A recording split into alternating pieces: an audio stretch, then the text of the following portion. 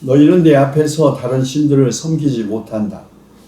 너희는 너희가 섬기려고 위로 하늘에 있는 것이나 아래로 땅에 있는 것이나 땅 아래 물속에 있는 어떤 것이든지 그 모양을 본떠서 우상을 만들지 못한다. 너희는 그것들에게 절하거나 그것들을 섬기지 못한다. 십계명의 첫 번째 계명입니다. 십계명은 이 모든 말씀은 하나님이 하신 말씀이다라는 선언으로 시작되죠. 모세가 시내산에서 돌판에 받은 계명이지만 이 모든 말씀은 하나님이 하신 말씀이다라는 선언은 십계명의 신적인 권위와 변경 불가능성을 의미합니다. 사람이 임의로 바꾸거나 또 자의적으로 해석할 수 없다는 말이기도 하죠. 그리고 사실 모든 계명은 다 하나님의 명령입니다. 이스라엘의 하나님은 명령하시는 하나님입니다. 월터 브루그만이라는 구약학자는 명령이야말로 참되신 하나님의 속성을 드러내는 독특한 표지라고 합니다. 하나님과 자기 백성 이스라엘 사이에 이루어지는 의사소통의 방식은 오직 명령과 순종의 관계입니다. 하나님의 명령에 대한 인간의 응답은 순종하든지 아니면 불순종하든지 둘 가운데 하나일 뿐입니다. 참되신 하나님은 우리의 순종과 예배의 대상이지 우리 자신의 욕망이나 목적을 이루기 위하여 이용하거나 우리가 부릴 수 있는 대상이 아닙니다. 하나님은 첫째 계명을 주시기 전에 먼저 자신의 정체를 한 문장으로 간결하게 밝힙니다. 나는 너희를 이집트 땅 종살이 하던 집에서 이끌어낸 주 너희의 하나님이다. 하나님은 억압받는 백성의 해방자이시라는 것입니다. 그리고 이 역사적 사실을 이스라엘은 결코 잊어서는 안 된다는 뜻이죠.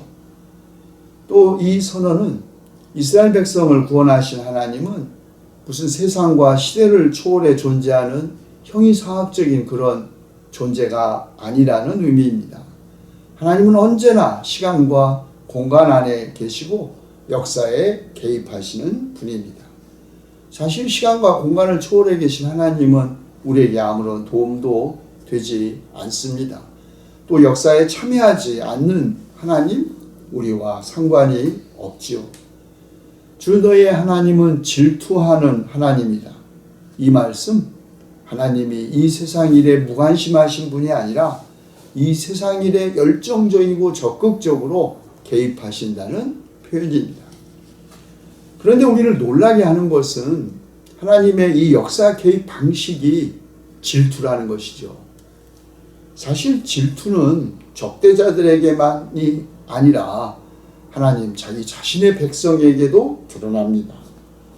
주 당신들의 하나님은 삼키는 불이시며 질투하는 하나님이십니다. 신명기의 말씀이죠. 주님께서는 그런 사람들을 용서하지 않으십니다. 주님께서는 그런 사람에게 주님의 분노와 질투의 불을 퍼부으실 뿐만 아니라 이 책에 기록되어 있는 모든 저주를 그에게 내리게 하실 것입니다. 그리하여 주님께서는 마침내 그의 이름을 하늘 아래에서 지워버려서 아무도 그를 기억하지 못하게 하실 것입니다. 신명기 29장 20절의 말씀입니다. 그분은 거룩하신 하나님이시며 질투하시는 하나님이시기 때문에 당신들의 허물과 죄를 용서하지 않을 것입니다. 만일 당신들이 주님을 저버리고 이방신들을 섬기면 그는 당신들에게 대항하여 돌아서서 재앙을 내리시고 당신들에게 좋게 대하신 뒤에라도 당신들을 멸망시키고 말 것입니다. 여호수아의 기에 쓰여져 있는 말씀입니다. 하나님이 질투하는 신이라 이런 주장은 신을 형이상학적이고 보편적인 사랑의 존재로 이해하는 사람들에게는 또 이신론적으로 신을 이해하는 사람들에게는 매우 낯설고 정말 째째하게 들립니다. 사람들은 신이 공평하고 냉정하고 공정한 통치자로서 만민을 차별 없이 대하는 왕과 같은 존재이기를 바라죠. 그러나 성경의 하나님은 놀랍게도 때로 분노를 살기지 못하는 소유욕이 강한 남편 에스겔, 그럼에도 애정을 가진 남편처럼 질투하시는 분, 정의에 대해 지나칠 정도로 의분을 느끼시고 눈물을 흘리시는 분이라고 합니다. 너희는 내 앞에서 다른 신들을 섬기지 못한다. 내 앞에서 라는 이 단서 조항은 하나님을 우상들과 함께 동시에 예배할 수 없다는 제의적인 명령입니다. 하나님은 만신전 안에 수많은 신들 가운데 한 분이 아닙니다. 하나님을 손을 녹여 만든 신상이나 나무와 돌과 은과 금으로 조각한 신상, 돌기둥, 남녀의 모습으로 형상화되었고 심지어는 수렴소, 송아지 형태로 인간의 손으로 만든 우상들과 함께 동시에 섬김을 받을 수 있는 분이 아닙니다. 우상들은 각각의 기능들을 가지고 있죠. 바알, 풍요의 신, 아세라, 하늘의 여신으로 다산을 상징했습니다. 그 외에도 고대 근동에는 번개의 신, 농경의 신, 술의 신 등 수많은 신들이 숭배되고 있었습니다. 너희는 내 앞에서 다른 신들을 섬기지 못한다라는 계명은 하나님을 다른 우상들과 함께 제의적으로 섬길 수가 없다는 뜻이죠. 교회 안에서는 하나님을 믿고 또 세상에서는 우상들을 믿는 것은 있을 수 없다는 말입니다. 사람의 손으로 만든 우상은 사실 눈이 있어도 보지 못하고 귀가 있어도 듣지 못하고 입이 있어도 말하지 못하고 아무런 도움도 주지 못하고 구원하지도 못하는 쓸데없는 것이다. 사무엘상에 있는 말씀입니다. 그러나 성경의 하나님은 자기 백성의 작은 신음소리에도 귀를 기울이시고 울부짖음을 들으시고 언제나 응답하시는 분입니다. 그러므로 우상 금지 명령은 죽은 우상을 섬기지 말라는 명령이자 동시에 하나님을 눈에 보이고 손에 잡히는 우상으로 형상화하지 말라는 명령입니다. 하나님은 스스로 계신 분, 그가 어떻게 자신을 있게 할 것인지 스스로 결정하시는 분이지 우리가 원하는 대로 자신을 드러내시는 분이 아니라는 말입니다. 어떠한 형이상학적 관념에도 우리가 가둘 수 있는 분이 아니라는 말입니다. 그런데 이스라엘 백성은 시내산에 올라간 모세가 소식이 없자 아론을 부추겨 그들을 인도할 신을 눈에 보이게 만들어 달라고 합니다. 아론은 이른바 금모으기를 시작했고 그 금으로 송아지상을 만들어 보이지 않는 하나님, 스스로 계시는 하나님을 형상화했습니다.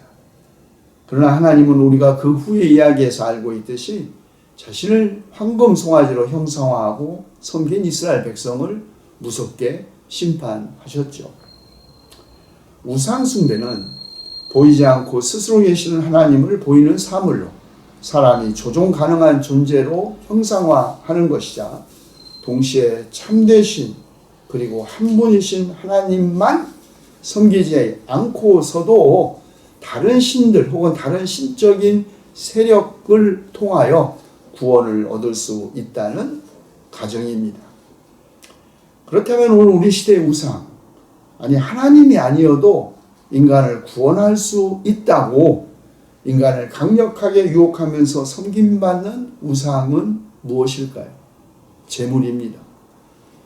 아무도 두 주인을 섬기지 못한 한쪽을 미워하고 다른 쪽을 사랑하거나 한쪽을 중히 여기고 다른 쪽을 업신여길 것이다. 너희는 하나님과 재물을 아울러 섬길 수 없다는 예수님의 말씀.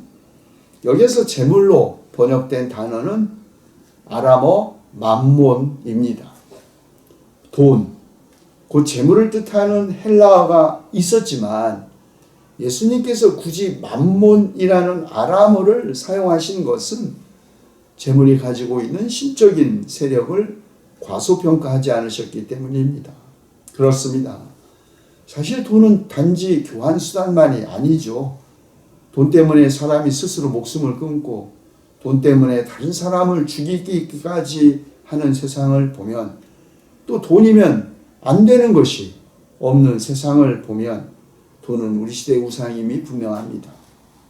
그렇다면 그 막강한 힘을 가진 재물이라는 우상을 숭배하지 않을 수 있는 힘은 도대체 어디에서 올 수 있는 것일까요?